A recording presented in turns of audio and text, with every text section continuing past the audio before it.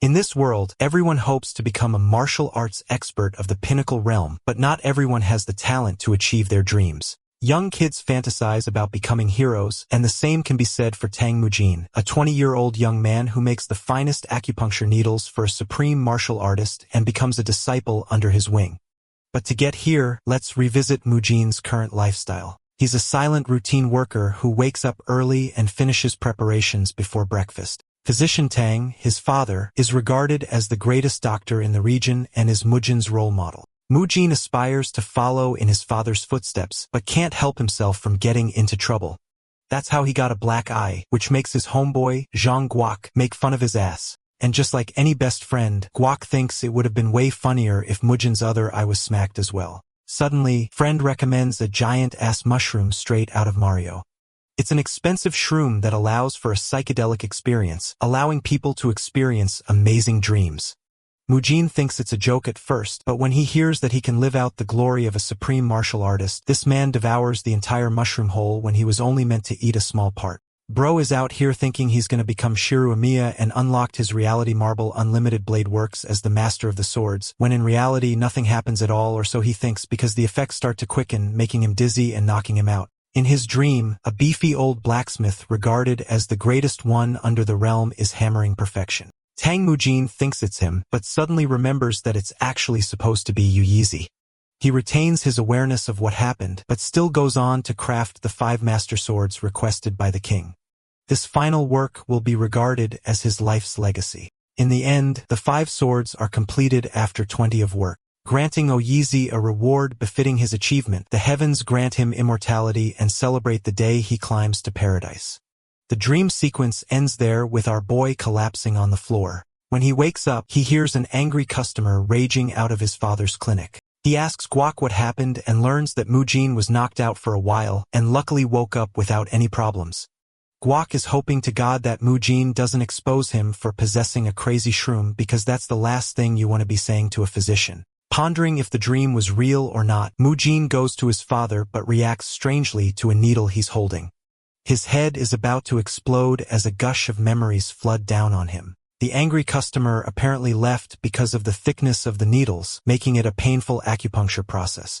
The old man looks around for the quality of his previous needles and reveals how thin one is from the other. Again, Mujin's body reacts strangely to the form of both needles, and he can't stop the ringing noise in his head. Bro ate a shroom and suddenly became a schizo patient himself. The boy quickly grabs the needle from his father's hand and rages with fury, insulting the needle's quality. Mujin's headache is out of this world. His head is ringing every time he sees an imperfect-looking item. In this case, one of the needles he's holding in his hands is pinching his brain out. Making his way past the people of the town, our boy struggles to hold his own, reflecting how he didn't have this ability the other day. But now that he's acquired such a power, or should I say the headache curse, bro is practically buzzing out and hearing imperfect items calling out to him from everywhere. It's like Superman getting used to his super hearing ability for the first time. It's extremely agitating, and Mujin can't take it anymore amidst the bustling crowd. His head is at the verge of bursting out, and the pain is getting so bad he's pinching his lips, reflecting how so many items look dog shit in his eyes. At the same time, among those imperfections, one tiny little needle energizes him and gives this man a sense of clarity. This is thanks to one man's efforts, the majestic blacksmith, Syak, with a skill second to none. Our boy settles in with the beaming clarity, but strangely, an air of realization hits him. You see, he shouldn't know about the blacksmith's work to begin with. Secondly, the other needle, the one that's making him lose his mind, is also the work of the same man. So what's going on? What's truly different about it? To answer this question, our boy puts one foot ahead of the other to seek the truth. In the next scene, we get to see a huge establishment with a chimney exhausting about. Here, when our boy sees the perfectly crafted items of the blacksmith, all of his irritation disappears. Instead, he's filled with clarity and a beaming sense of happiness, all thanks to one guy's perfected craftsmanship. While he's out here cuddling a damn sword, the woman in the background is probably starting to question if he's sword sexual or not. Suddenly, our boy decides to take a closer look at the weapon and immediately starts connecting the dots with the dream he had of Yuyizi. Thanks to the shrooms, Mujin is now capable of recognizing the true mastery of the blacksmith skill. But that's not all. because the more he thinks about it, the more he realizes that this beefy grandpa with an arm bigger than my head is clear in his memory. It's as if Mujin has personally seen Sayok's godlike work in person, as if he was there to witness his every move. Again, Mujin struggles to connect the dots, wondering if the dream has something to do with all of this because he's out here receiving memories that he didn't even have before. But when you think about it, just like any person, bro comes to one conclusion. It's just a damn dream, so there couldn't be anything special about it. After all, it's ridiculous to assume that he could learn to be a blacksmith from one silly little dream. The very thought makes him disappointed, believing that if it was the case, then his idiot friend Jiangguan would be a top-tier martial artist by now. Bro basically said the shrooms are bullshit. Still, Mujin can't help but take a bold step to confirm his destiny by his own hands, believing that if he can go search for Blacksmith Sook, he can obtain a bunch of answers. But in the very next scene, Bro is getting shouted at the top of his lungs. You see, the man standing before him is none other than Sook's son, Ji-sung. And while he's also a blacksmith, he doesn't hold a candle to his father's godlike skills. However, the man is offended at the thought that Mujin came to complain about his skill because of one needle. Quivering in fear, our boy clarifies that he never really made such a claim, but Ji is roaring with rage. Anyway, our boy has already confirmed that the original gangster blacksmith has retired, which is also the reason why it's hard to come by his craftsmanship these days. Ji-sung stops to admit that he's nowhere near his father's caliber, and he finds it a pain in the ass that the physicians are now bullying him too. Offering a challenge to the boy, the blacksmith dares him to scan and find Sook's original works among his shop. After all, he's all the more excited to learn what makes Mujin's critique so special if there truly is that much of a difference. But you see, here is where this guy fucked up, thinking that Mujin is an ordinary person. But in the next few moments, the boy collects all of the premium-looking blades, clearly because they could call out to him. This causes Ji-sung to feel utterly terrified, questioning how Mujin was able to collect everything in the span of a few moments. Ordinarily, other people actually disregard the same swords, thinking that they're too simple-looking. But Mujin, he cooked, ate, and left no crumbs. Funnily enough, our boy knows that if he had failed the challenge, he would have been seriously mocked by Sook's son. But now that he has personally applied his new power in action, he knows that the dream he had is no longer a delusion, but now a part of his reality. Ji-sung admits that he thought of the kid as a lousy customer at first and settles down to agree that the needle isn't as great. Once again, even after being challenged, the boy did end up finding Sook's works in the shop. This makes the blacksmith wonder if the boy's scanning abilities surpass even that of his own, which also means that anything that Ji-sung puts out as an act of creation will be seen as mediocre in Mujin's eyes. Bro is suffering from success, I guess. And if that is the case, Ji-sung suggests that the boy create something himself, whipping out his hammer and leaving it in Mujin's hands. Our boy is wondering how that even makes sense and takes a good look at the hammer. Ji-sung eggs him on, stating that if the boy doesn't do it on his own, he's gonna have to settle with the shitty needles that the blacksmith has already supplied. Instead of objecting, in response, our boy actually accepts, believing that it's his one opportunity to test his abilities of being a blacksmith. Mujin tears off his uniform to get busy with work, but the equipment comes natural to him as he casually blows the mold in motion. Though he's acting all tough right now, our boy fully understands that knowledge from one damn dream won't be enough to transfer to his practical experience. Taking a leap of faith, the boy holds the hammer sky high, drawing a comparison that what he's doing is similar to requesting a patient to prepare their own medicine. The heavy hammer slams the mold as Mujin's heart craves the process even more and more, surprising Ji-sung with the boy's concentrated stance. That perfect posture as he nails the hammer down, only to draw it back up again with a smile on his face. Yet again, the boy has confirmed that his skills from the dream have transferred to reality. As for the arrogant Ji-sung, the great son of the blacksmith Sook stands utterly puzzled. He was waiting to make a fool out of the boy, but this man has been humbled with the boy's every swing. Different from a physician, the boy appears to have a godlike talent for smithing, much like Sayok, the man who spent an entire lifetime in metal forging. Every time the boy strikes with a hammer, Ji-sung hears a pleasant musical note. This is what you call perfection, ladies and gentlemen. It's as if Ji-sung were witnessing the very reincarnation of Yuyizi before his eyes. It's not the case of talent, but something way beyond it. Recall that mold? Mujin has turned that into a beautiful slab, and his work inspires Ji-sung to see more of his capabilities. He wants to see Mujin do everything, from striking to quenching to tempering to even sharpening the blade. Bro went from being the biggest D1 hater to glazing the same kid in the same scene. Mu-jin inspects the slab and tosses it in front of the blacksmith, who is dying to see what the kid's imagination is capable of. The kid naturally orders the blacksmith to melt his beautiful piece of creation, which is a strange request in Ji-sung's eyes. Our boy actually reveals that so far, he was doing warm-up, implying that there's even a greater line of perfection he can reach beyond what he just created. After hearing those words, the blacksmith is utterly stupefied. In the very next scene, the perfected thin needles are used in the acupuncture treatment for the same high-profile clients. This time, the process is painless. And after seeing how smooth it is, a whole bunch of customers start lining up back to back. The needle is so thin that they can't even feel it. It truly makes them worship the physician's skills. And at this point, the line of customers is so long that one can only assume that Mujin's father is getting easy money from it. The scene transitions from the town, zooming out to show us what's going on other fronts. A pair of travelers is journeying their way to a destination. One of them remarks that they should have visited the great Tang family clinic before leaving the city for a treatment. But, unfortunately, the queue was so long that they had to make amends. They seem to pass by a particular man minding his own business, who after hearing such a thing decides to go and take a visit for himself. Back to the city, the Tang family clinic is practically flooded with queues of people to the point some have started beefing with each other for cutting in line. Among the murmuring of the crowd, one particular man seems to have terrified everyone.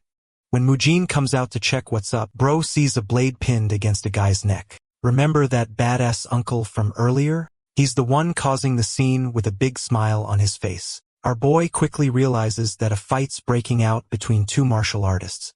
The same purple-robed man decides to entertain the crowd with his skill, except he literally slices open the guy's skin, causing it to spurt out blood and forcing the boy to jump in. Mujin does his best to stop the bleeding, only to have his eyes widened in shock. The bitch left a carving on his victim's skin. The words eccentric physician are printed on his chest. The shocking part is how he was able to do that with just one freaking slash without causing any serious damage to the body. This display of skill confirms to the boy that he's dealing with a seasoned martial artist, and something tells him that he's heard the words eccentric physician somewhere before. Imagine you're beefing with a guy and the dude leaves a permanent scar tattoo of his name on your chest. I'd be pissed as hell. The martial artist makes a mockery of his victim, laughing at him for fainting after a tiny cut. Amusingly, he thinks it's barely a scratch, but I think this guy's idea of a tiny scratch is fucked up. Suddenly, he reveals his true nature. Bro is out here giving massive Akuma energy with that raw-ass aura farming pose and hairstyle. The dots connect at last. Mujin realizes he's the notorious physician killer called Lee Chung.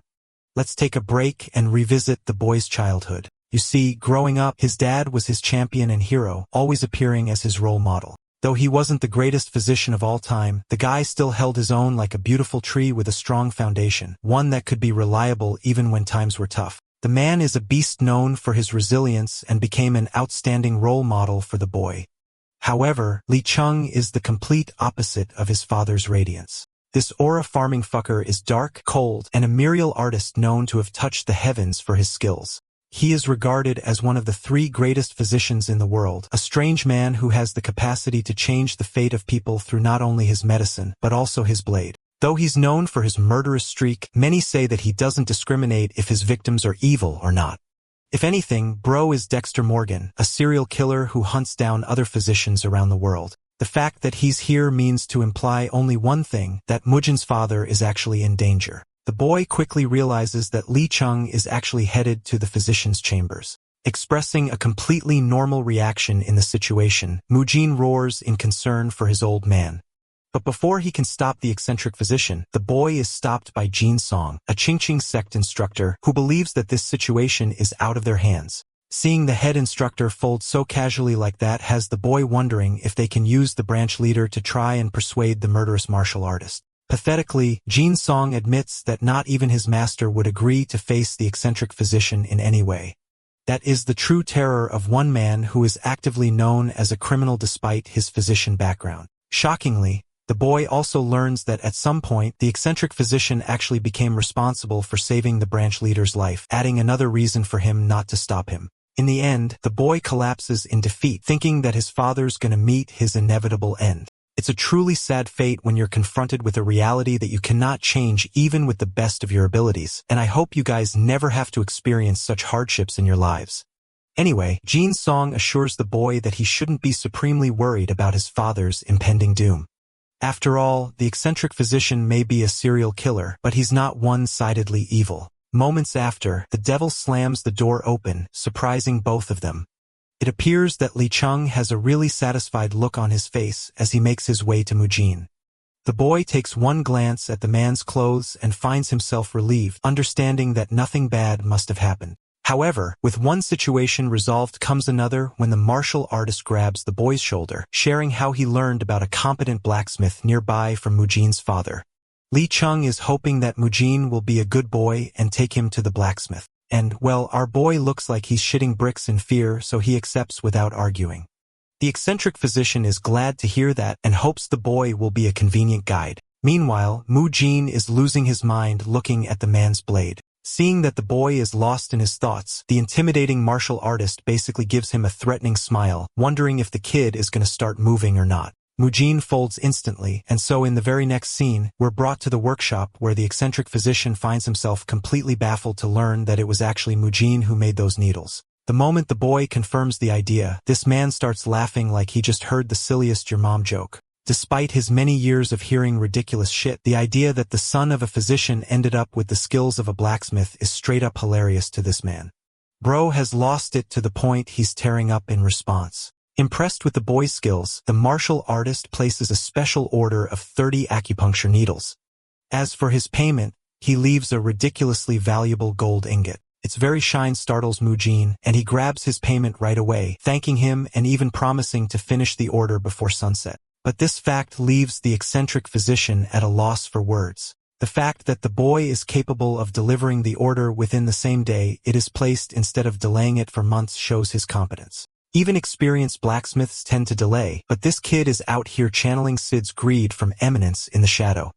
Anyway, the eccentric physician fails to understand how the son of a physician is so damn confident in delivering a complex order in one day. But for our boy, it's a piece of cake, and he feels no pressure than all, promising to deliver needles even better than the ones he made for his dad. He gives the man his word, promising to complete the order to the best of his ability. A moment of silence follows. And right as it seems like the martial artist is about to cut their heads using his blade, he decides to sit down in peace instead. Meanwhile, Mujin is out here having PTSD, realizing that if he doesn't keep his word, this grinning bastard is really gonna kill him. Shortly afterward, the incredible process begins while the customer gets the front seat to its creation. Now Li Chung is questioning how the boy is going to tackle everything because creating acupuncture needles isn't a walk in the park. It requires creating wire, then picking the best pieces before grinding it all down.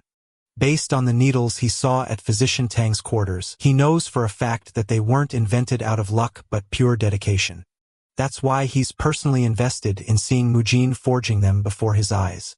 Interestingly, the martial artist observes our boy's ripped physique despite his background as a physician, but then he notices something. The boy's grip on the hammer curls strongly before it powers down on the mold, captivating Li Chung's attention. Mujin keeps hammering again and again, displaying excellence with his every motion. In Li Chung's eyes, he's witnessing perfection. In a little while after, it's all done. Mujin's wrapped up with his product, but this same grinning psychotic old man has another offer for the boy. He's paying Mujin to officially become his disciple, which is crazy. The boy wonders why, while Li Chung thinks the answer is obvious. He thinks the kid's talent is going to be wasted in a pointless town here, when instead he should be honing his skills. He's hoping for Mujin to accept, but the kid doesn't seem to reciprocate the same feeling, highlighting that he's got personal duties to attend to. Not just that, he's only new to the forge and doesn't really know what's there to gain by becoming the eccentric physician's disciple. The boy's confusion makes the old martial artist snicker, and instead of explaining with words, he demonstrates what he'll be learning. In the span of a few moments, it appears that Li Chung has already made his move, and he casually admits that there are two things he can offer to teach his disciple. By the way, this entire time he's having a conversation with Mujin, the deadly martial artist has not only sliced an object, but he also left a few needles on Jiseong's neck. This is a testament to this man's godlike speed, leaving our boy questioning what even happened. So the seasoned sensei wonders if the boy is willing to change his mind now. Of course, for Mujin this is a top-tier offer. Keep in mind that aside from being a crazy killer, Li Chung is still considered one of the best physicians in the world. With this, he'll hone 2 skills at once and even revel in glory being known as the student of the eccentric physician. Bro is out here in Dululu land thinking that his family's clinic will become unstoppable in that outcome. However, there is one thing bothering Mujin. Why him and why not any other person? Murder Machine Grandpa over here keeps it simple and says that he just wants a skilled blacksmith, and in exchange, he's willing to offer his knowledge and experience. All of a sudden, our boy is starting to realize that he's being forced into a contractual relationship, if anything. To test the boy even further, the eccentric physician comes up with a hypothetical situation, wondering how Mujin would treat someone with a shivering body and a weak chi. To that, Mujin responds appropriately by saying that fixing one's fluid imbalance takes top priority, and then strategically prescribing medicine is the second step. Once again, a perfect answer by the boy. The martial artist believes that if this kid has the commitment to memorize long-ass texts in medicine, then he can easily learn martial arts too. While Mujin has no idea why that comparison is being pulled out of his ass, the master comes up with another question. Li Chung explains that strength isn't the only thing when it comes to martial arts, which is how most people treat martial arts. He doesn't want anything to do with fools who can't make anything out of his exceptional knowledge, believing that those people are fools who remain average forever. In the same manner, he says that only a fine expert can spot the difference between an average needle compared to a specially crafted one. Finally, Mugen decides to ask an ambitious question, wondering if he too can become a first-rate martial artist like him. The question is intriguing, but the master answers that it always depends on the teachings of a teacher, basically glazing himself that with him, Mugen's gonna get there easier than compared to most people. It reminds me of the fact that some people really hate studying math until they get a good teacher for it. The scene transitions back to the boy returning to his family's clinic, his eyes beaming with excitement, thinking that he can attain the pinnacle realm someday too. The idea excites him so much that this happy kid is already celebrating until he falls down with a heavy thud right in front of his father. Mujin apologizes for being late, but the boy's father simply grabs him before his body begins trembling on his feet. Concerned, Mujin fears for his father's health when suddenly the old man looks at him with tears in his eyes. He was so afraid when he learned about Mujin being taken away by the murderous physician. Though he didn't do anything to physician Tang himself, he could have done anything to his child. But Mujin assures his dad that the eccentric physician is actually a chill guy who isn't as bad as the rumors suggest. Physician Tang confirms this and explains how Jin Song already made a report on how cooperative the man seemed, but he doesn't get why Mujin took so long to return when all he had to do was show Li Chung directions to the forge. Instead of giving an essay on what happened, the boy cuts to the chase and explains that Li Chung wants Mujin to become his official disciple. And, well, that news utterly demolishes Physician Tang's expression. The man remains speechless hearing the information while Mujin tries to spark conversation, even calling out to his father and wondering why he stopped all of a sudden. In an instant, the old man dashes with incredible speed to his quarters, only to return once more. This time, he's come up with a bunch of silver. The boy glances at it in confusion, questioning what the silver has to do with anything. Physician Tang concludes that the boy should actually accept the offer. Mujin is at a loss for words, highlighting how he's needed for the clinic because they're understaffed. Besides, the kid thinks it's a lousy offer coming from the strange physician, so it's probably not that serious. However, his father assures him that their clinic won't face any trouble, believing that this is the only opportunity Mujin will ever have to leave the clinic. It's in this pivotal moment that the boy's perception of his father changed.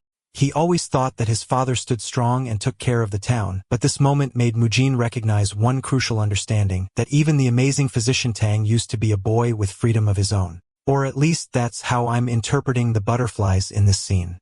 I'm really curious to hear what you guys think in the comments. Fast forward to the beginning of the boy's training. In the past 2 days, Mujin's acquired a small circulation channeling throughout his body, a feeling that he had never experienced before. More days passed as the boy meditated, honing his energy. Every day spent training felt like a path towards progress.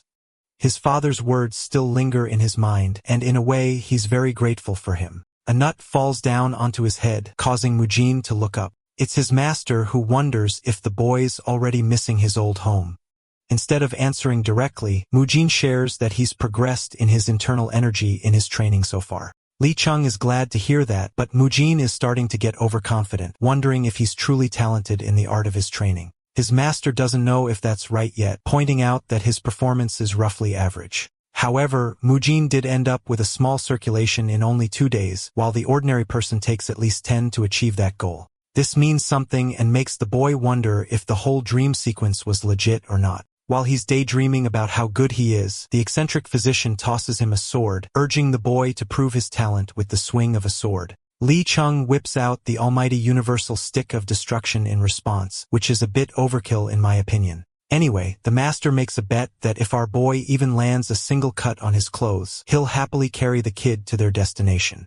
Lee Chung's fiercely focused determination has our boy grimacing in fear. Mujin takes a second to digest that he's really being handed a real sword. The stakes are real, and he's even cocky because of his basic advancement training. Right as he's making conversation, the boy finds an opportune moment to attack his master right as he's distracted. Mujin aims for a beautiful swing while his master dozes off cleaning his ear. Lee Chung is surprised the kid is aiming for a quick victory and wonders if the boy has a mix of talent and momentum. But right as Mujin is making his swing, the master doesn't dare to move from his position and merely responds with the godly stick. Strangely, when Mujin's sword makes contact with the stick, it fails to cut through. This revelation is shocking for the boy because he thinks it's just an ordinary stick that should break easily. But he forgot about the fact that the almighty universal stick of destruction has been through many isekai stories covered on our channel. It ain't gonna fold like that. Then Lee Chung happily advises the boy to bite down on his molars, implying that the next attack is gonna hurt like hell. The martial artist unleashes a torrential current, spiraling Mujin's body with such an incredible force that he's knocked the heck away with just a simple deflect. The kid flops to the ground and throws up, having come face to face with someone else's internal energy. In a way, this fight ends up demolishing Mujin's morale because he complains whining about the fact that the person with more energy would always come out on top in a fight. His master laughs and somewhat agrees, but he points out an interesting fact. Not even Lee Chung has access to high energy reserves, which is the reason he doesn't like prioritizing strength. But just like what he said earlier, martial arts isn't about strength alone. He even thinks that his disciple is doing just fine for a physician's kid with no experience. He even teases the boy for having a secret enemy he wants to beat up. But Mujin is out here being a Debbie Downer, pissed off that he can't be a peak martial artist as fast as he thought he would. Knowing that internal energy plays a big role, the kid is demoralized into thinking that he'll never make it into the domain of a peak martial artist anymore. But Sensei over here comes and whacks his head and nearly kills the kid with the powerful stick, stating that there are more than one path to become a master and that high internal energy is just one of those many paths. Lee Chung recalls what happened earlier. When the boy made contact with his opponent's internal energy, there was a moment where he could have reacted with internal energy of his own by imbuing it in his sword, but he stopped. In the eyes of the master, it's a good thing. He urges Mujin to strike one more time, and this time he promises not to use any internal energy. Though the boy is nervous, this specific condition gives him just enough confidence to dare and try again. He flies ahead with a mighty swing. The tip of his blade manages to sink into the stick. Mujin's pretty happy until he feels yet another gush of internal energy exerting from his master, who blasts the boy away in a daze. While the kid is nearly passed out, his master explains his fatal error. Mujin thought he could win based on internal energy alone and would have died all the same. He brings into question the boy's slow speed of accumulating internal energy.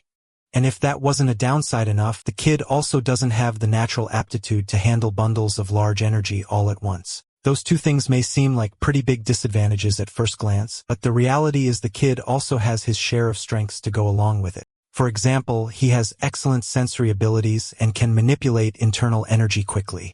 The kid is a lousy swordsman by comparison, but if he can imbue some of his internal energy into his weapon, he'll be capable of keeping up with second-rate martial artists. The wise master emphasizes that even wandering around aimlessly can open up a path of its own, and it makes him very happy for the boy's progress over the past 10 days. Hearing his master's words, Mujin jolts up in joy, already convinced that he's near the level of a second-rate martial artist, when that's not even the case yet. Suddenly, conversation is interrupted by a distant sound. At first, they assume it's a wild beast, but then realize it's actually a human. In the distance, there's a guy wearing a peculiar uniform with 3 knots tied around his robe. Now I know it seems like bro is autistic or some shit, but trust me, it's more than that. It's supposed to signify the rank of a branch master. Li Chung is wary, while Mujin is excited to see an amazing martial artist. Belonging from the Zul village, Red Beggar Hong Ju-san reveals his search for a physician.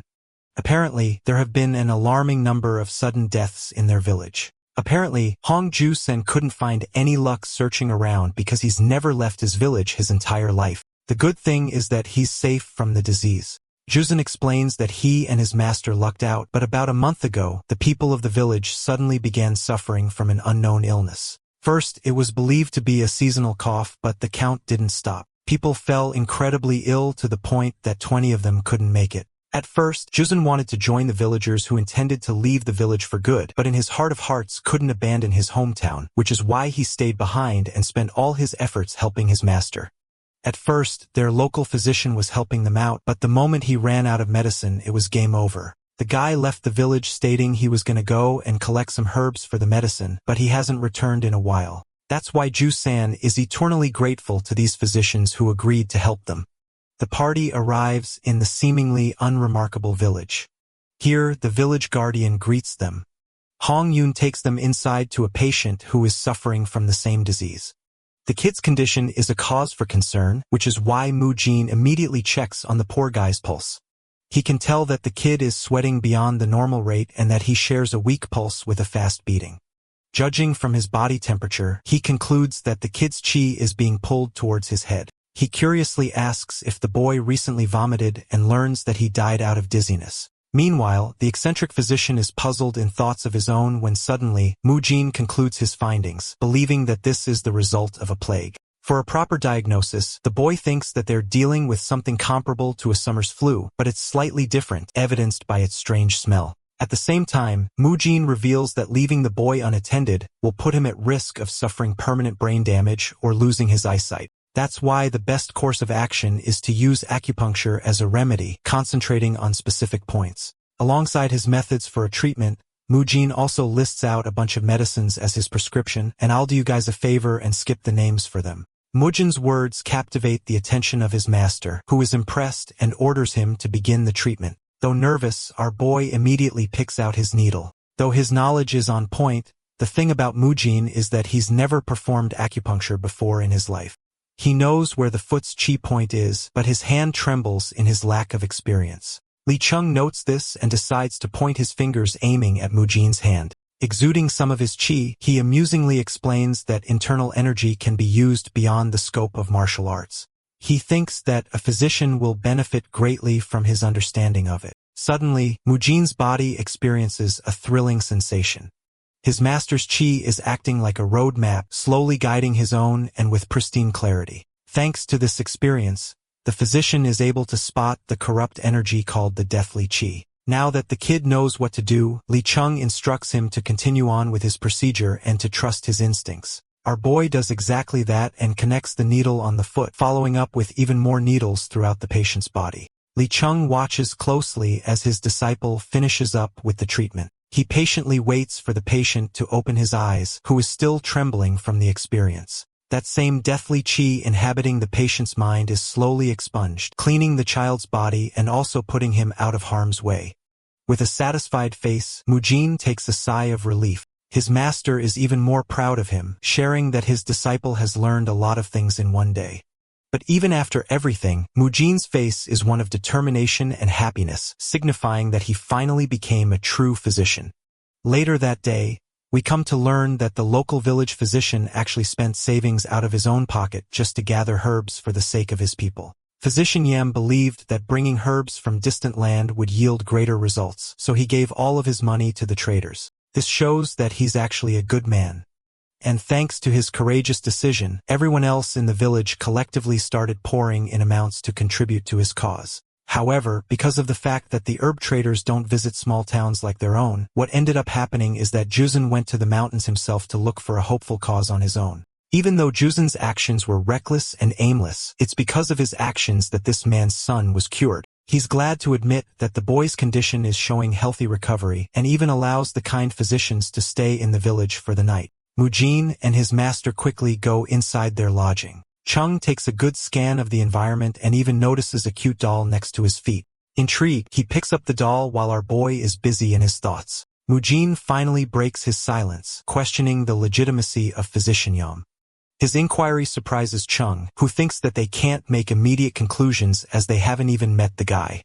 However, Mujin is at a loss and doesn't get why a sudden disease is spreading like wildfire in a village full of kind people. The villagers have prepared a feast for the physicians, but Chung thinks they shouldn't compromise their inventory and only eat sparingly. I really like how, despite boasting the reputation of a serial killer, the eccentric physician is a nice guy at heart. Sharing the meal, Mujin picks his master's brain, questioning what kind of disease they're even dealing with. Chung confirms that he doesn't really know for sure, as this one feels off in every way.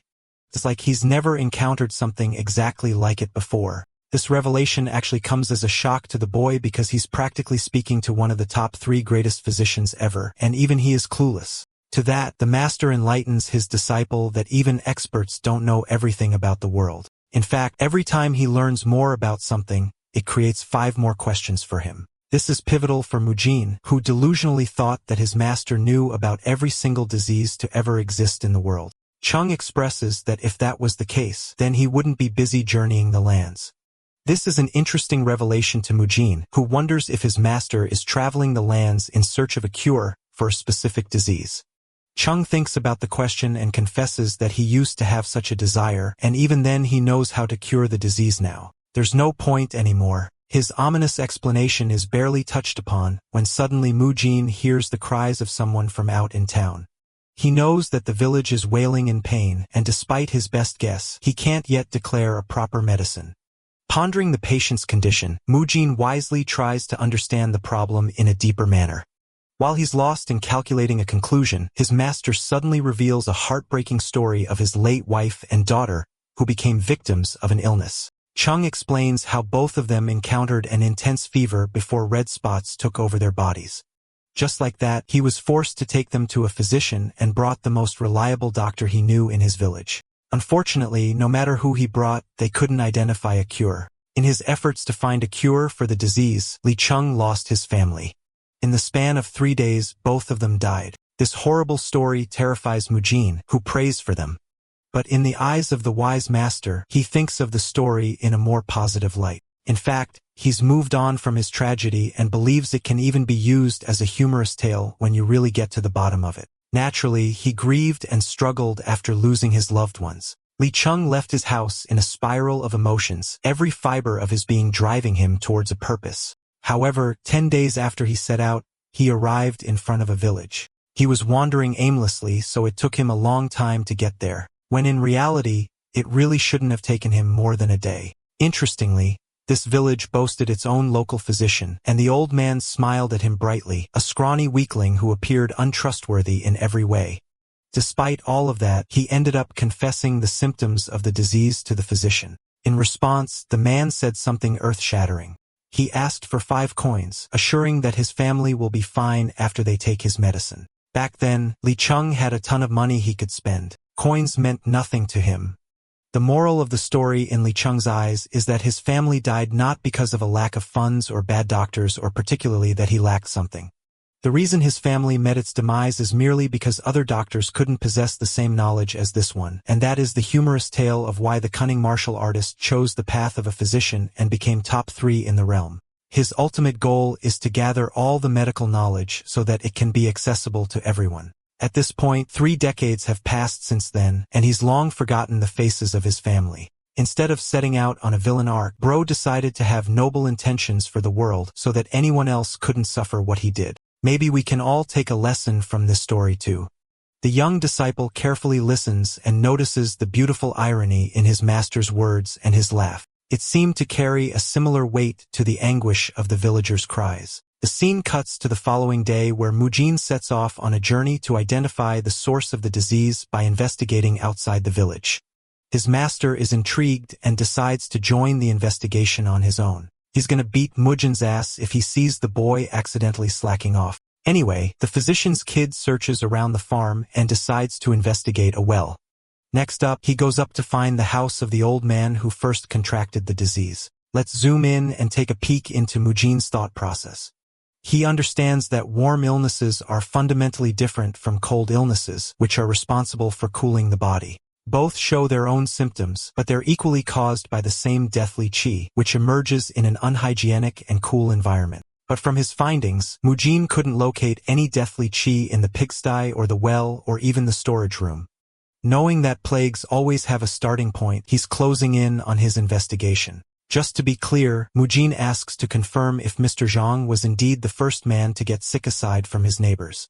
To that, Juzan expresses that the western side of the villagers experienced the sickness first and even faster than the ones in the eastern side. Among them, children were most at risk. However, their words seem to be misaligned with Mujin's investigations. Bro is out here doing a full-blown Batman investigation at this point. He inquires if there's any fundamental difference between the two regions of the village, hoping to find some reasonable explanation. Juzan shares that the east side uses more yang, while the west is concentrated with yin.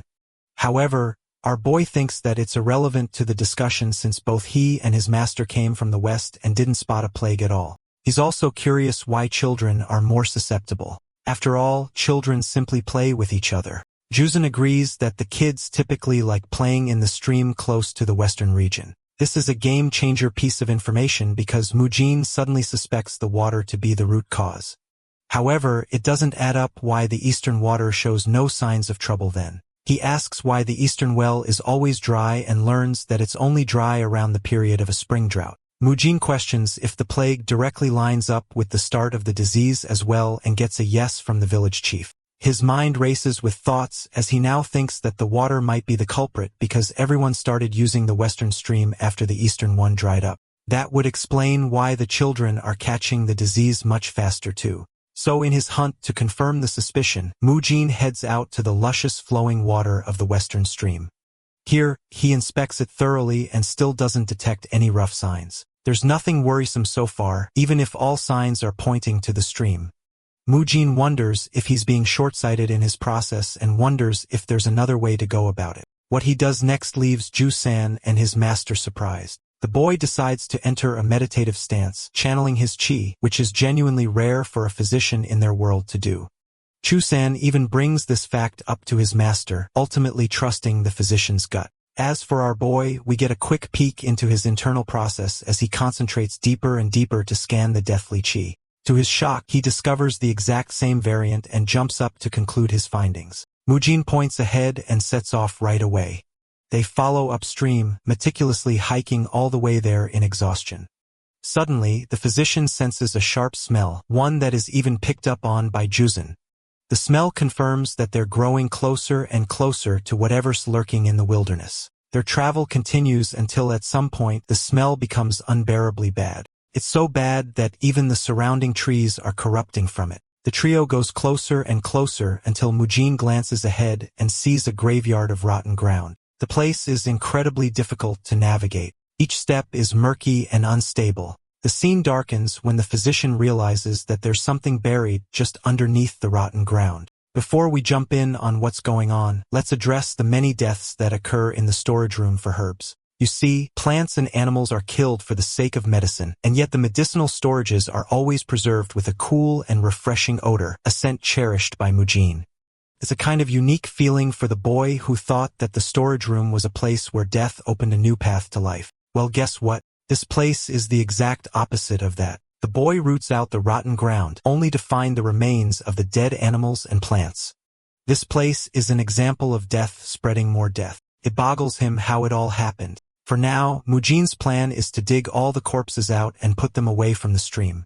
Juzan and his master are ready to do just that. They inspect a bunch of different corpses, leading Mujin to come to the conclusion that the poison must have been responsible for the illness. Different from other poisonous plants or poisons of any kind, it didn't promise an instant death. However, the person responsible for plotting everything knew exactly about the effects of the corpse poison, which is known for causing a slow and agonizing death. Everything in the story checks out, the timeline, the reality of the well always drying up. All of it is simply because the evil mastermind wanted everyone to die. The very thought makes Mujin tremble in fear, imagining the villagers' corpses. Suddenly, he turns back to find a peculiar figure. It's a man who has covered his mouth carrying a bag. As you can all guess, the power of the plot twist is upon us. Remember Physician Yam, this guy who sacrificed his savings to search for herbs? Yeah. That fucker's actually the one responsible for all of this. Juzun and the village leader are speechless, while our boy internalizes that only a physician with the knowledge of the town's infrastructure would be capable of pulling off a sinister scheme like this. Not just that, the scumbag also collected all the money, confirming his dual-faced nature. The man could be best described as a demon harboring the skin of a human, which sounds a lot like an angry girlfriend all of a sudden. Anyway, the trickster's greed led to the downfall of Jewel Village, costing many lives. Instead of feeling guilt or shame, Yum is ready to fight. Mujin is supremely pissed off and is ready to throw hands. But all of a sudden, the village leader goes up first, roaring at the bastard for betraying his people and creating a disease under the guise of treating them. The disgusting piece of filth responds by saying he was just getting what he deserved. His provocative words send the old man over the edge, causing him to lunge forth with the creature's head. Yom is about to get hit when suddenly the princess is saved by his trusted henchman. This guy doesn't care about shit and simply intends to wipe out the obstacles in his path. He's annoyed that they came to ruin his plans and thinks it's only ideal for Mugen and his friends to pay the price with their own bodies. The grinning and evil old man proclaims that he fully planned to toss their corpses into the hole at some point anyway. Only this time they'll go up sooner than the rest. Bro really said you guys will have early access to this shithole. The village leader stands adamant in front of the henchman. Pissed off, he prepares himself to attack. The moment he starts making his move, the henchmen are frightened. The devastated old man roars that they did all of these heinous acts behind the scenes despite knowing that a village guardian was protecting it. Declaring himself as the hemp-harvesting beggar Hong Yun, the man sends out tremendous waves of aura. Not even the two-faced physician Yam predicted something like it. Hearing the word guardian, the scumbags turn to Yam, stating that they were supposed to be dealing with weaklings and not a guardian-level threat among the beggars. Yam doesn't get why a guardian is here either. While they're busy questioning who or why, the old man prepares himself, stating that he'll count to 10. Right now, all he cares about is killing the scumbag of a Dr. Yam. So while aura farming with his simple staff, he warns the henchmen to make the right choice and leave while they still can. His countdown begins, but interestingly, while this is happening, Mujin carefully notes that even a basic roar coming from the Guardian was enough to paralyze them in fear. Juzun comes up to emphasize that he must run away now. This is a shocking instruction out of nowhere, but Juzun insists that he run away, even going as far as to help him get out of the stream. He wants the physician to run as far away as possible from here and to report back to the village even though it's a burdensome task. The countdown continues as our boy begins to question what's the big issue or why he needs to run in the beginning. He was standing next to supreme martial artists so they could handle the threat easily. But suddenly, Juzun expresses that he doesn't even know what the pinnacle realm is, implying that he's an amateur. This revelation really changes the dynamic of the situation because now it seems like the odds are roughly even. Juzun explains that he and his master will take on these scumbags in a fight. On the opposing side, Yam smacks his men to fight, believing that they can easily wipe out 2 beggars and a physician. The old man's count reaches 4 as his body trembles. The fact that he's going down this route implies one thing, and it's that he's willing to go out fighting. That's the impression left in Mujin's eyes, who fails to understand the logic behind a beggar choosing to sacrifice himself so much. With the stakes raised higher, he turns to Juzun insisting they all run together, believing that the eccentric physician will destroy these clowns as long as they reach the village. However, Juzun strongly rejects this approach, grabbing onto the physician's body. He declares that it's going to be impossible to protect the physician while they're on the move, so the only logical choice is for him to make it back to him and protect the village. The tale of the village is profoundly sad too. You see, all their lives, these guys had to beg to get by, but the people always treated each other with kindness. The Guardian's count reaches 6, while Ju-san is out here reminiscing the time his master told him that they must fight for the villagers' sake at some point. Side note, I love how this man is out here spilling lore in between a 10-second countdown.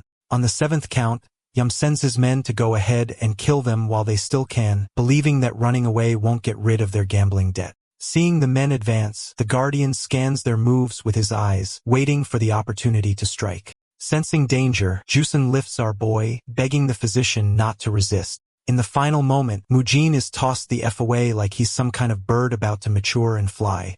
As he's being flung away, Juzun roars at him to just focus on running. The last thing Mujin sees is the incoming sight of the attackers, his mind wondering what will become of his friends. He even ponders to try and help them in this fight, knowing that their opponents are weak too. Right as the two parties are about to engage in their clash, the physician ultimately concludes that they'll actually stand a chance of winning if they fight together. But suddenly, Mujin's expression turns to shit when he sees one of the assailants whipping out his sword. He was trying to hunt down the physician, but Juzun quickly tackled him, allowing our boy to fall into the stream. Juzun, being the ultimate wingman, stood his ground until he saw the physician leap out and escape. Some time passes as Mujin's legs carry him all the way through the forest. This time, he believes that he's making the right choice by running and fulfilling a final request entrusted to him. Right now, passing on the important message is more crucial than anything, but that's the thing that's also bothering him. You see, Mujin can't stomach the frustration of running away and leaving his friends to die. The grimming reality is that Ju-sun and Hong-kyun will be torn to pieces and shoved into the hole, while the best he could do is run with his tail between his legs. Unfortunately, he's helpless to do anything when he's a beginner martial artist himself. A panting Mujin stops to realize that he would never resort to running if he was as powerful as his master. In his mind, he views the brave beggars as equally worthy of respect. He knows that both the beggars made a choice to stay and fight even if they weren't top-tier martial artists. This is the part that's really pissing him off. Adamant in his resolve, Mujin looks back with a determined face, hinting that he'll face his fears. Grunting and panting uphill, Mujin races his way back, his eyes steeled with determination. The situation reminds him of the time he saved a kid from being bullied by other children in the sect. Even though he himself got his ass kicked black and blue that day, Mujin felt a feeling of pride instead of focusing on the pain. Standing up to injustice was always his style. Right now, he's fueled with a bunch of thoughts trying to intimidate him. Some part of Mujin wants the fight to be already over, but one thing's for certain. He thinks that if he runs away here, then he'd remain a coward for the rest of his life by regretting this decision. I think there's a lesson here to face your fears because there's nothing more frightening than regret. Back to the scene of the fight. Luckily, our boy has reached a crucial moment. The beggars are holding their ground despite being severely injured. Watching quietly, the physician wonders what he should do. Both of the beggars are surrounded and can't keep up. Their opponents, on the other hand, are getting cockier than ever. The sword fighter rushes to kill the blue-haired beggar. His blade slashes the stick with brutal impact. Even though the stick maintains its integrity, Ju-san is staggered and leaves an opening to his side. The assailant swings his sword from the side with the intention of making a Gojo Kit Kat out of the guy. Thankfully, Ju-san ducks with a JoJo pose and survives it.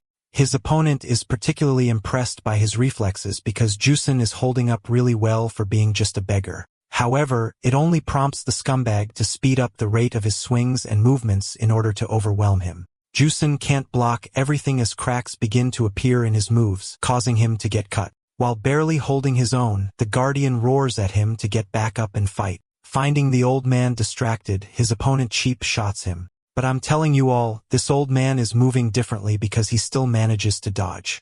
The Guardian tucks and rolls to maintain his distance, while his axe-wielding opponent reflects on how boring it is to fight someone playing dirty. In response, the panting Guardian wisely states that it's a whole lot better than being dead, and his methods are a lot less evil than them. The arrogant henchman thinks it's not an issue because they'll still kill both of them here. He even paints the picture of chopping Hong-yun's disciple into pieces to use as a fertilizer. His disturbing words aren't enough to distract the village guardian who spots a stick just behind. Meanwhile, Ju-san is being overpowered slowly. The village guardian stands his ground, refusing to give up. While his assailant is rushing to attack, the old man hastens to grab the stick. His opponent fails to connect a swing, but unfortunately, Hong fails to grab the stick as well. This is a cause for concern because Hong-yun keeps getting distracted by Ju-sun's side of things. In an opportune moment, he grabs some dirt off the ground while evading his opponent. Fueled with his love for his disciple, Hong-kyun chucks dirt against his opponent. Even though the guy dodged, the attack serves as nothing more than a distraction, allowing the Guardian to latch onto his body. This is dangerous because now the guy can easily swing his axe at the old man's figure. Blood spurts out in the distance, causing a worried Jusen to look back. The reality is true. The axe really did connect. But in this moment, the old man unleashes the last of his internal energy, roaring his disciple's name with all of his might. The scene is heartbreaking to watch because yet another axe swing is lodged into the old man's back. Despite his pain, the guardian roars at his disciple to use this opportunity to return the favors of the villagers. In the very next second, the guy is already on the move in the air. Meanwhile, the old guardian has endured numerous stab wounds on his back as part of his sacrificial plan. Jusun's about to attack when the other sword fighter tries to jump in, but unexpectedly, a stone is smashed in his damn face. Mujin made the right move coming out when it counted most. Deploying his ultimate technique, the beggar ferociously smashes the powerful stick into the guy's head, probably breaking his skull in the process. Just one attack is enough for him to get fully knocked out and tumble down alongside his master. The physician takes notice of the bloodied stick, meaning the job is done. The other assailant tries to strike the physician down, highlighting that it would have been wise to just run away. Promising to chop his limbs, the guy lunges to strike Mujin. But then out of nowhere, a heroic figure appears in front of him. It's his master, the eccentric physician, coming in with a solid clutch. Without even looking at the guy, we see him sliced to pieces. I'm starting to think there's hardly a scene where this man doesn't flex his aura. The master is proud of his student for coming this far. The situation may be resolved, but it was done so at the cost of Hong Yun. The poor old man is grieved by his only disciple, while Li Chung asks if the henchmen are the masterminds behind everything. Mu Jin quickly explains that it's actually the scumbag Yom who planned everything. I kid you not. This man literally flash steps and appears right behind him out of thin air. Li Chung interrogates the lousy physician, questioning the purpose of the plague. Thanks to hearing him spill the beans, Mu Jin uproariously reveals that this bastard did it all for the money. However, something about the situation doesn't seem right to the martial artist, who thinks there has to be a deeper reason beyond money. His disciple is shocked to hear this while Yam agrees and begs for mercy, even promising to throw in the most valuable medicine in the village. He wonders if the man knows about the black peony herb. Its very name stuns the boy, who recalls that this herb blossoms in a place concentrated with negative energy. Even though it's not as revered as the 10,000-year-old snow ginseng or even the grand rejuvenation pill, it's just as famous as them. It's actually considered the flower of heroes growing in the corpses of the battlefield, and it just so happens that Physician Yam is prepared to hand it over as long as his life is spared in the process. Both the disciple and master are stunned when they see the blooming peony herb up in the distance. This very sight confirms that this guy isn't lying. And even more pissed off, Mujin wants to beat this man for giving up the herb because he's a slime ball who wants to save his own life. However, Li Chung pulls the boy back, expressing that the deal is different from a mere exchange. In fact, the real reason is because any skilled physician would know that trying to obtain the peony flower will result in one's death because of the deathly qi. Goddamn. This man was genuinely about to pull a last-minute clutch if he wasn't exposed like that. Yum's sneaky plan is torn apart as Li Chung reveals that the flower is known for feeding off of death, which is one reason why this guy went ahead with his plan to gather corpses. His ultimate plan was to use the villagers' dead bodies to feed the flowers even more, nurturing them so he could use them in another plan. It was a cunning plan, a really well thought out one even against a strong martial artist. But Yam still clings to his helplessness and shares that he has a method to extract the flower without harm. But Li Chung is thoroughly intrigued hearing him say all of that because it seems like Yam is way too knowledgeable to belong in a tiny village. The quivering physician shares that he picked up on the harvesting technique on his own. But to everyone's shock, Li Chung casually picks out the peony flower, declaring that he's not the average person either. Bro really said he is built differently. Goddamn. Even the physician can't believe how anyone could survive after touching the flower with their bare hands. But before this scumbag could finish his words, his head was chopped off like a ball. It hits the ground as the esteemed martial artist channels pure Escanor energy, stating that he'll be the one to decide who lives or dies. The master is pissed off with the alarming number of shoddy physicians popping out of nowhere. He thinks it's shameful for them to call themselves one simply because of their knowledge of medicine. Meanwhile, Mujin is genuinely worried for his master's sake, seeing as he casually grabbed the flower without any trouble. The master turns to hilariously reveal that he didn't earn the title of an eccentric physician through gambling, which is a long way of saying, "Bitch, I know what I'm doing." Anyway, Li Chung intends to get rid of the poison from the corpses, so he wants Mujin to grab Ju Sun and back away for a bit. So he does exactly that and watches his master enter a meditative stance. Mujin observes carefully as his master covers himself with dark energy, sucking all of the deathly chi from the rotting ground and pulling it towards him. The boy is astonished to note that the poison really is being siphoned away from the corpses and the soil. Those trails of darkness are pulled with a ferocious force. Mujin can still smell the ugly stench. The deathly chi warps up into a storm of darkness until eventually it begins dissipating around Li Cheng. All of it vanished, prompting the boy to believe that finally it was all over. Meanwhile, his master wonders if Mujin was able to realize what it really meant to become an expert at chi meditation. The same pungent black peony flower now radiates with a beautiful white color showing that it's purified. His master offers the flower to the boy, explaining that he's already gotten rid of the poison, so it's safe for consumption. Mujin thanks him while his master believes it's a fitting reward for the child for figuring out the entire scheme.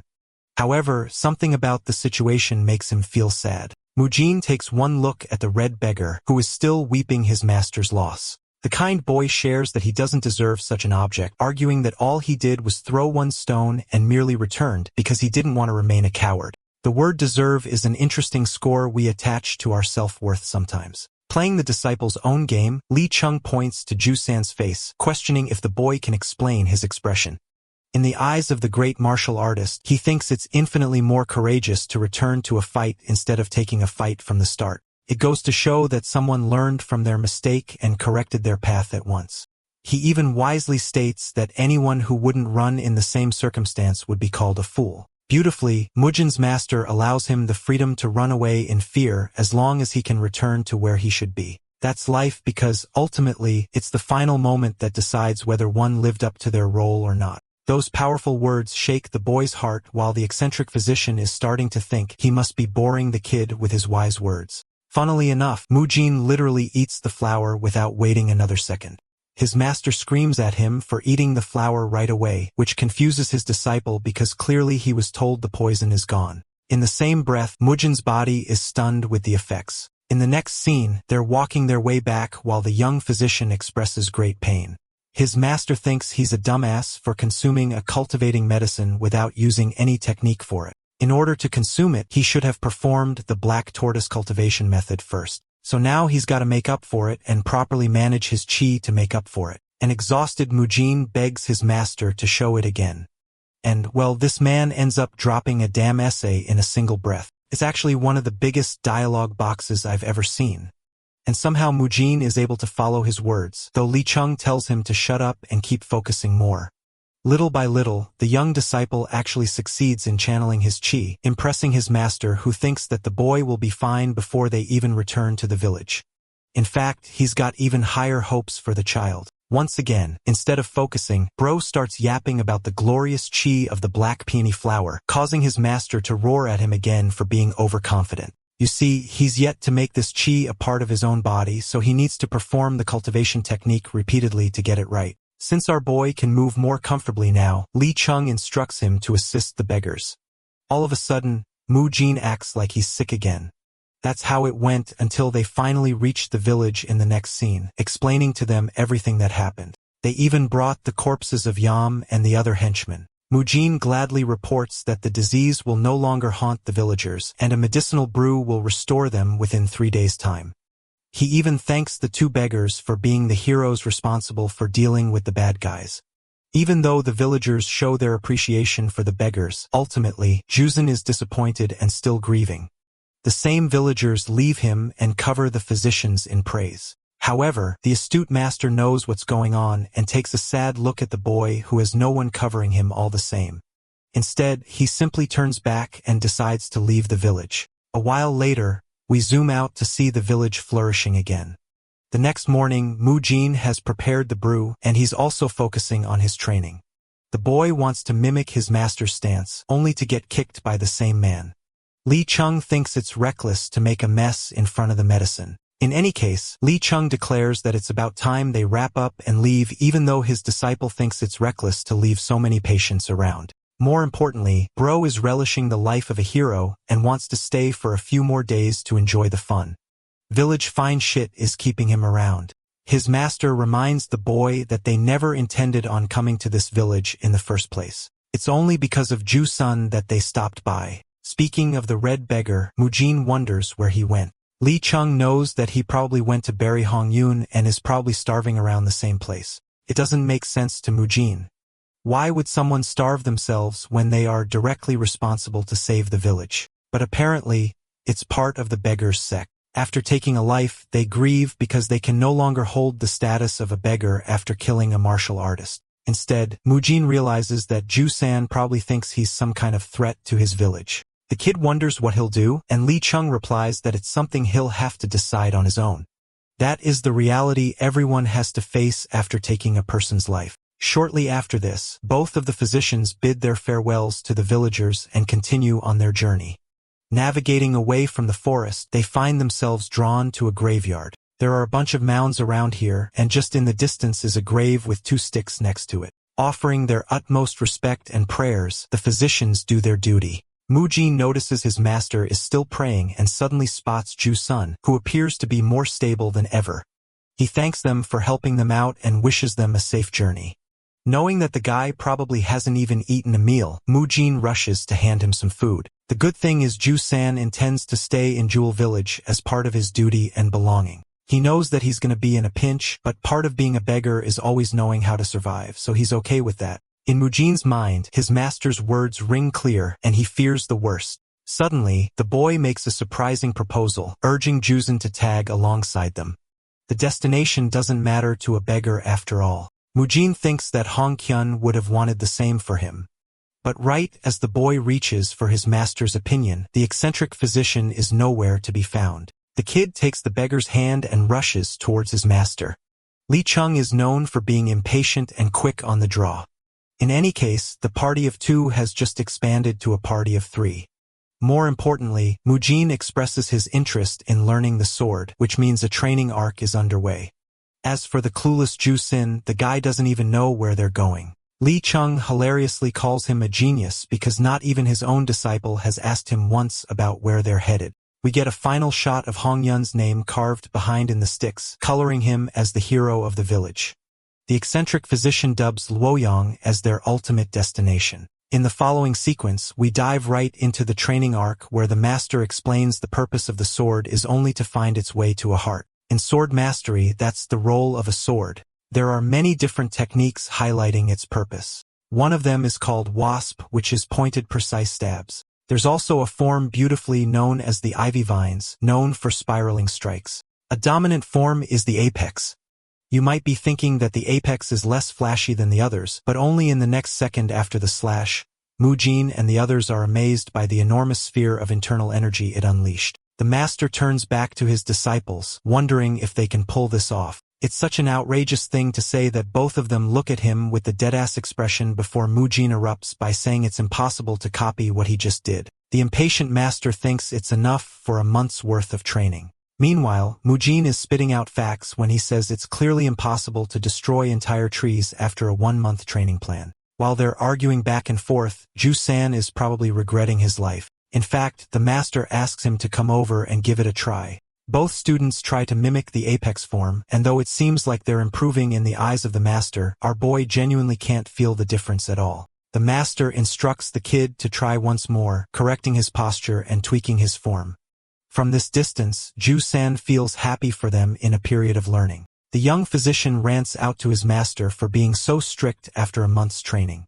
Meanwhile, Lee Chung reminds the child to remember his manners. Their brutal training regimen currently consists of practicing palm strikes in the morning, using purple cloud steps in the afternoon, and then sparring using the heart-piercing swords in the evening. That's the routine these guys have strictly followed for a month. And so far, Ju-san is kicking our boy's ass, having won all 30 fights. The beggar reflects that even after a month's worth of observing the two, he finds their relationship to be stranger than usual. Sometimes these two bond really well, while other times they're meaning to get under each other's skin, rage-baiting the shit out of the other. Hilariously, even now, Lee Chung makes fun of the kid's lousy-looking arm. One could say that these two treat everything with humor, but hidden underneath that humor is a deep respect they have for the other person. While they're mumbling about, Ju-san finds a feeling of familiarity and belongingness, remembering that he was privileged to have a master like Mujin too. By the end of the training session, the beggar suggests they have dinner, which Lee Chung uses as ammunition to scold our boy even more. Unfortunately, the trio officially comes to an end in the very next scene. Ju-sen offers his utmost gratitude to the ones who helped him. The eccentric physician reminds the kid to change his identity to become a part of Chongqing, because it will be problematic if someone here discovers that he belongs to the Jewel Village. After all, despite any reason, the beggar committed a murder, and that won't bode well for him. Ju-sen bows in respect and parts ways, bidding them farewell amongst the bustling crowd before disappearing within. Mu-jin is left with a disappointing look on his face while his master is quick to bring it up. The thing is, the boy hasn't been able to bond with anyone fondly after leaving Sichuan, and Ju-sen filled that void for him. Hilariously, his master teases him that the real reason is that he lost 30 duels against the guy. Anyone would be mad after taking 30 straight L's in a row. Mu-jin shouts at his master, who uses Batman's techniques to vanish again. Lee Chung doesn't want to hear his yapping and tells the kid to get the move on. The duo arrives at the Fong family blacksmith. They want to borrow the forge for a while, and in exchange, the blacksmith can witness the raw talent of the child. It's an outrageous offer, completely ridiculous for anyone to hear, and yet the eccentric physician hypes up his disciple as the most talented child of the land. Mu-jin is practically dying from embarrassment and thinks no one's gonna accept the lousy offer. The blacksmith thinks for a moment and surprisingly accepts, much to our boy's shock. Right away, his master shoves him to start working. The blacksmith doesn't even mind if they borrow materials for the work, hoping to get a good show. Lee Chung is having a kick out of the situation, while Mu-jin is annoyed and wonders what's the need to make a sword all of a sudden. Bro thinks he's being treated like some kind of prized circus monkey he can use for his own gains. The eccentric physician tasks the kid to focus on making the scythe for the blacksmith first. Then he outlines the conditions of their deal. After all, he was promised to receive the boy's smithing services in exchange for teaching him. Basically, this is like Mugen paying his monthly fees for being tutored. Still, the problem is he's never made a scythe before in his life. Mu-jin fires up the forge, grabbing the old blacksmith's attention. At first, he tries ignoring the process, but then he hears the perfect hammering noise, one that dances in tune with the rain like an instrument of its own. Even though he hasn't even seen the boy's work, the blacksmith is confident that Mu-jin will grow up to be an excellent smith. The old man dozes off, and in the very next scene, his eyes widen in shock at the creation of a perfect scythe. He can't believe that this is the boy's first ever attempt at making a scythe. Mu-jin wonders if it's going to be an adequate form of payment, but the passionate blacksmith snatches the weapon and immediately uses it to cut bamboo. His precise strike gently cuts the bamboo, highlighting his skill as a martial master as well. Hilariously, Bro yeets the fuck away after his swing. Blacksmith Fong left without a word, but Lee Chung is surprised and tells the boy to continue with his work, ominously stating that they'll be here soon. Mu-jin doesn't know what's going on while his master corrects himself, stating that those people are already here. Figures of black reveal their weapons, showcasing suspicious intent. Their leader is Blacksmith Fong, who dares to question how the boy was able to forge something like this. That one single scythe managed to slice some of the best weapons made by the blacksmiths of the Chongqing territory. So now all of them have set their sets on him. Mu-jin's scythe is so perfect that it didn't even chip after enduring abuse. It's as if cutting is the easiest task in the world with it. The experienced smiths humbly demand to be taught the same skills, hoping to obtain the boy's talent for themselves. They just want a front seat to whatever he's making, hoping that he's going to show them how to make all kinds of weapons. Mu-jin is at a loss for words while his master quickly chimes in, extending his hand. This man knows how to monetize his disciple's skill and demands 2 silver ingots for each and every spectator. The smiths are confused at first, but the moment they hear about the boy's next goal to make a sword, they throw up the ingots like it's nothing. As for Ju-sun, he's on his way, revisiting his master's hometown. He remembers Hong Yun's words and wonders where the hemp field is. Surprisingly, he spots a bunch of people underneath the bridge. The scene fills Ju up with emotion, recalling his master's image.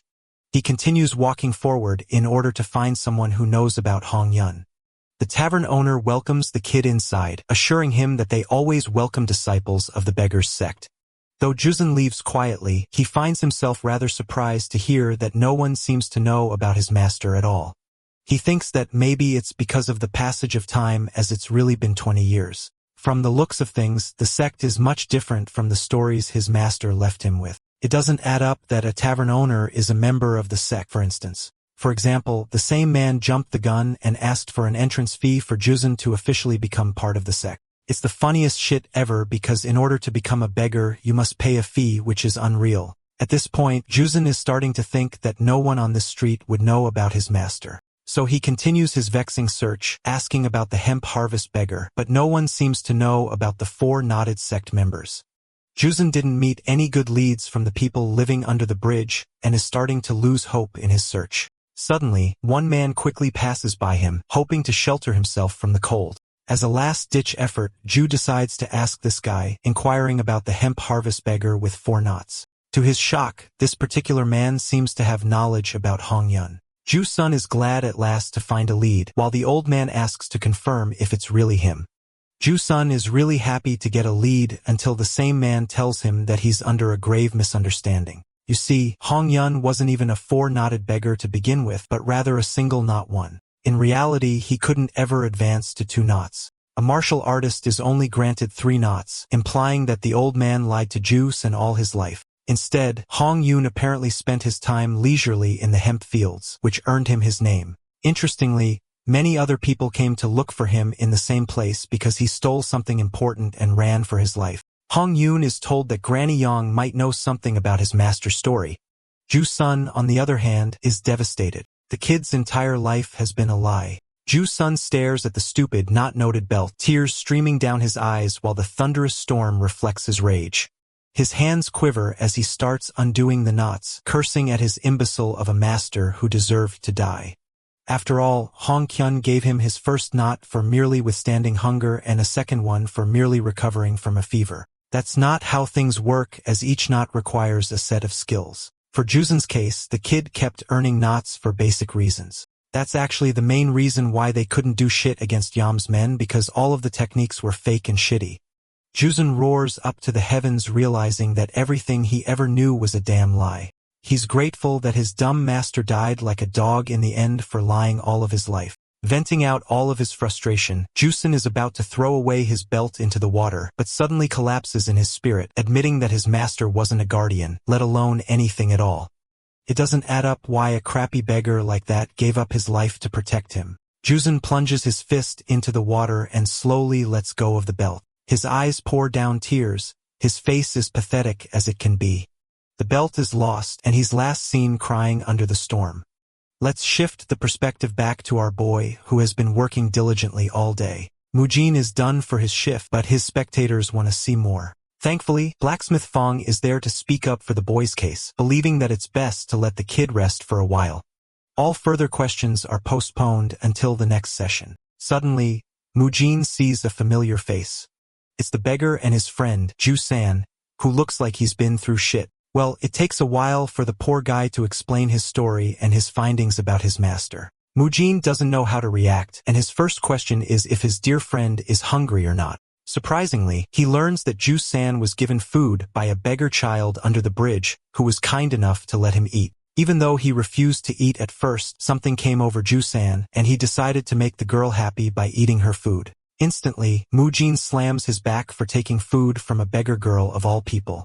Our boy urges them to leave at once, which makes his friend question where they're even headed. Mujin shines a smile at him and states that they're gonna cleanse him for good. That night, he takes his friend to a nice restaurant. It's a luxury experience, one that Juzun is completely unfamiliar with. Bro is dazzled while Mujin tells him to eat until they're dead. They ended up chugging down food with confidence, only to become fire-breathing dragons because they forgot about the Asian spice levels. Even the beautiful musician is getting annoyed by their ruckus, but at least homeboy Ju-san is happy. They ramble around with Mujin even giving an impression of his master. The night continues with the two friends enjoying their heart out, cozying around and acting like complete clowns. By the end, their bellies are full and they're drunk as hell. Ju-sun is starting to worry about the payment process while our boy makes fun of him for being a stupid beggar. Here's the funniest part. Mujin explains that he didn't bring any money along either, causing Ju-sun to scream at the top of his lungs at him because now they're gonna have to pay Diddy with something else. Ju-sun reminds him that the place is run by the beggar's sect, so they gotta pay up. But our boy can't stop goofing around and acts like he's safe from all the damage because he's the disciple of the eccentric physician. Still, Ju-san is worried like shit and tells him that they're in some serious trouble. The whole situation cracks our boy up in a loud laughter heard by everyone in the restaurant. In the flash of a second, Mujin disappears from his spot and teleports right behind the pretty lady. Bro whips out a blade and says he's gonna pay them properly. Something tells me that maybe he's taking his master's teachings a bit too literally. Mujin's knife breaks into a clean swing while Ju-sun is starting to get worried for his recklessness. The other drunk folks are enjoying the show, believing that the kid is completely drunk and going ballistic. The staff questions what this guy is trying to do. Meanwhile, Mujin is out here moving like Jason from Friday the 13th. This man literally glares back with the most ominous-looking evil side I have ever seen. His aura is threatening enough for the staff to call the guards. Little bro is out here basically saying, "Ref, do something." Meanwhile, Mujin continues being a reckless fool. The guards order him to come down quickly without making a fool out of himself. But our boy stays there, disregarding them like they're nothing. Just when they're about to come close, Mujin spills his drink in a swerving motion, revealing his majestic masterpiece. He carved a sculpture thanks to his expert knife work. The drunk Mujin wonders if the guards want to disturb him from paying. They tell the lady to keep the music up, and much to her annoyance, she follows up with their demands. Mujin continues to carve a masterpiece with colorful strokes of his knife, tantalizing the spectators. When he's done with the blade work, he smashes the mold, revealing his incredibly detailed masterpiece of the thousand-handed Buddha. The statue is majestic and a brilliant form of payment for the food he had. The disciple actually picked up a nice lesson from his master, Li Chung, who told him that he was always treasured for his skills and gratitude no matter where he went. And just like him, Mujin's skills are out there earning favors from everyone all around. The kid is revered and merely calls it a doodle. He follows up with an artistic masterpiece, spending 2 hours on a beautifully carved dragon. Let me correct myself, it's an absolute badass dragon. Mujin receives a bundle of dumplings as a free payment. Later, Ju-san meets up with the beggars under the bridge and gives them the delicious dumplings, patting so soon for her consideration. Mujin, being the good guy he is, feels happy for his friend finally smiling. The next day, both Ju-san and Mujin think that they should take the day off instead of heading to the tavern like usual. Neither of them wanted to go because of the rain anyway. Suddenly, voice roars the words Hong Ju-sun outside their hotel. When they look outside, they find So Samgu, who reports that So-sun has gone missing. Even though she always told them where she'd go, she never bothered to venture far. Samgu suspects that the river bandits are involved and have something to do with it. In fact, these bandits are responsible for kids going missing all the time. At first, people thought the bandits were gone for good, but some witnesses have started taking note of the bandits kidnapping the children. Samga reports how these bandits offer the kids to certain martial artists who further use them in all sorts of inhumane ways. The very thought of poor Sosun meeting the same fate or enduring harm spirals Samgu's emotions. But Juzun assures the man that he's up for the job, and he's gonna look for her alongside someone trustworthy. Hearing this makes the beggar really happy, and he offers his thanks to Juzun. In the next scene, Juzun goes up to explain the situation to the beggar's sect. To his shock, these people aren't even ready to act even when a situation like this demands them to act. The tavern owner explains that it's risky to fight the river bandits without any clear proof. Not just that, the upcoming season is also problematic. This behavior of the tavern owner is actually completely opposite to the way he was treating him before. Juzun wonders if it's because he no longer possesses the knots on him. The tavern owner understands that Juzun doesn't know about Chongqing, so he explains how the rainy season pushes the beggar's sect to remain on high alert. It's even worse for this year because the rain is more intense. He allows Juzun to make an observation for himself, explaining how if it rains for even another 2 days, they'll be at risk of enduring a flood. This is bad because people end up losing their homes because of flooding, and deaths are no different. To prevent minimal damage, they make sure to deploy each member of the sect to put up sufficient barricades. This is the reason they can't really supply any members to help rescue mission of Sosun or to face the river bandits. The whole thing is disappointing for Juzun, who is left with a faint promise of the higher-ups intervening. After that conversation, Juzun explains everything to Samgu, who curses out the bastards for being untrustworthy people who treat them as sub-tier humans. There's no way for Samgu to trust the words of the tavern owner. Poor Samgu remarks that the sect members will be so busy stacking a barricade that they'll forget about their real goal, which is to protect the people in the first place. Chu-san tries to reason and thinks that the sect members need to have some kind of justice behind their cause. To that, Samgu roars that even the river bandits as well as demonic criminals are also martial artists, so it doesn't excuse them for having a sense of justice. Then there's the fact that the Beggars sect has never confronted the river bandits in the past 10 years, which is why they're not going to risk themselves for one little girl either. Those guys are people pretending to be beggars. Samgu outs them for pretending and keeping their status. His words just now ignite a flame in Ju-san's heart, reminding him of his master's words. At this point, he's royally ticked off by all the beggars lying around and making him feel guilty for it. Meanwhile, Samgu is consoled by his friends. Ju-san internalizes that he's done way more than he should have and shouldn't intervene any further. He walks away thinking that his role ended after he left the village and even that shitty duty was all a lie. Right as he's passing by, a certain someone goes past him wearing a straw hat. This person looks around and calls out Ju-san, stopping him dead in his tracks. Granny Yang questions if he's the kid looking for the hemp harvest beggar and wonders what relationship he shares with Jong-un. This is the final push because even the old man's name was a lie. It wasn't Hong-un, but Jong-un. I'm starting to feel bad for Ju-san at this point. He calls his master nothing more than a petty criminal, but the old granny hardly thinks like that and argues that Jong-un would never steal something. Suddenly, the granny remembers that Jong-un did steal a certain person, adding another layer of mystery regarding the old man. The mention of stealing a person really shifts the dynamic here.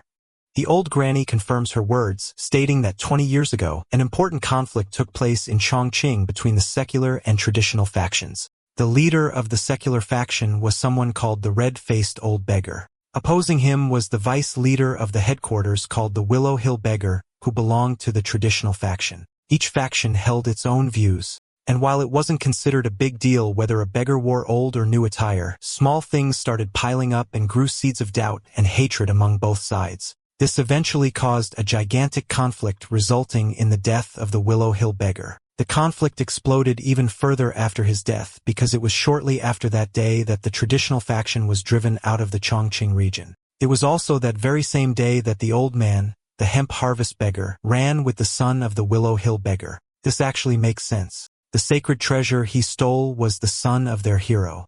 Preparing himself, Ju-san asks for the kid's real name. It is revealed that the boy is called Hong Jong, but the granny thinks that it's pointless to talk to him because he doesn't even seem to know the Willow Hill Beggar's son. She takes her leave and leaves a message for the hemp harvest beggar, which conveys that she's doing fine. Before she can finish her sentence, Ju-san storms out and disappears. Again, bro is out here overwhelmed with emotions, piecing together one truth with another. Everything about the old man was a lie, and it just doesn't add up why. Ju-san has understandable frustration and is skeptical of other lies too. He stares into the river, plunging his hands inside in an effort to reclaim what he lost. Ju-san tries his best to search and plow the water, looking for the knots he threw away. Despite his best efforts, it's all futile. All he can dig out are a bunch of weeds. All those knots, the one he threw away in frustration, are gone now. But this man doesn't give up. He decides to dive right into the waters for himself, emerging shortly after. His determination is shown every time he goes in and out of the water. Ju-san swims deep, holding his breath to the best of his ability, while he looks for the 4 knots of the guardian. This time, instead of resenting his master, he recognizes the duty entrusted to him behind those knots. That's how the old man made his way to Jules' village after all and nurtured the young child, treating him like his son and feeding him well. He even trained the boy. All of that act was done so that he could protect one person. All of it was done to protect Ju-san himself. His master gave away his own life for that cause, becoming an example of a guardian. It is with that determination that he keeps on going until he finally catches sight of the knots on the riverbed. Holding it with both his hands, he plunges it out, barely maintaining his breath anymore. Ju-san hurries back to the top. His vision is starting to fade, and he's at the verge of losing consciousness. At the very cusp, he blacks out while seeing Mujin's figure reaching out for him. Our boy successfully manages to save his friend's life and pulls him out, dragging them outside the water. Mujin reclaims his breath, roaring at his idiot friend for taking every opportunity to ruin his damn clothes. He thinks Ju-san is stupid for taking a swim in this insane weather. But despite experiencing a near-death situation, Ju-san clutches to the knots and simply laughs. His laughter turns maniacal, freaking out even our boy. The beggar asks his friend for one last favor, which is rich in Mujin's eyes, who literally saved his life a moment ago. Bro is like, I saved you from drowning, and you're already asking for more. Filled with brimming hope, Jusum proclaims that they must rescue Sin themselves from the bandits. The whole thing shocks Mujin, who thinks he picked a tedious mission for them. Our boy even recommends doing easier favors instead. In the next scene, we get to see the sect members doing the best they can to lay out barricades to prevent flooding. The water is getting out of control because of the rain, while Mujin and Jusun are spying on the sect members. Our boy is starting to reconsider agreeing for the favor, especially when they don't even have a plan in place for it. Jusun casually denies having any strategy, which is downright stupid because the two of them combined can't just deal with dozens of bandits at once. The beggar thinks that they should simply stay low and confirm Sosin's status before heading out. This is a plan that Mujin agrees with, so they quickly start looking around for her. There's a structure up front, and Jusun suspects that she must be detained inside. He recommends sneaking their way in, only for Mujin to call him out for the most idiotic plan of the century. He scolds him for failing to consider the color of their outfits, which would easily give their location away. The beggar recommends they roll around in the dirt to blend their clothes with the environment, and he even thinks stripping naked is a good idea. Yep, stripping naked to hide from your enemies is definitely a smart strategy. 100% no cap. Suddenly, both of them hear two members doing patrol duty and talking shit about their job. I mean, us, bro, us, but keep that a secret between you and me. They're complaining, but they're still happy they don't get to be yelled at by their leader this way. Meanwhile, our dynamic duo basically realizes they're absolutely fucked, a feeling mutually shared like they're on Bluetooth or something. The patrollers are armed with weapons, while Mujin is questioning what kind of bandits team even bothers having patrollers on their side. He thinks it's unwise to take a fight with them here. The whole situation makes him shiver in fear, and he's hoping to just stay put like a statue waiting for them to pass. Unfortunately, those guys are supposed to cross over a bridge, so unless they've got really bad eyesight, there's no way they're gonna miss two intruders lurking close by. Mujin brainstorms and wonders if they should hide under the bridge, but disregards the plan, thinking the two of them won't fit. He sees Jusan, who appears to be close to the bridge, gesturing out hand signs like he's in Naruto or something. The message is basically to direct Mujin to hide behind the rocks, while Jusan will go the other way. It's a solid plan because the sound of the rain will block out any noise they make. As dumb as Jusan is, he's still got a good head on his shoulders for when it really counts. I call cap though. The patrollers step foot onto the bridge, making their way past and checking their surroundings properly. Meanwhile, our duo is placed on each side, giving each other a thumbs up of approval. Our boy thinks they've nailed the job like a piece of cake when suddenly this stupid fucker decides to go batshit crazy, exposing his location with a sneak attack from above. Ah yes, the almighty staff strike of two dogs, which will surely turn these guys into sushi. Surely that can't be a bad strategy, right? Well, bro's all-out ultimate attack is casually dodged by both patrollers by simply pressing X on the controller and moving one step back. Bro is devastated, questioning how he missed. Not like it wasn't the most obvious effing attack ever. That last part of his plan was completely something that Mujin missed, and now the patrollers are ready to kick their ass for it. Our boy is left with the impression that this fucker really does have room temperature IQ in every universe. Alright, that's the end of the story. Thanks for watching. See you in the next one.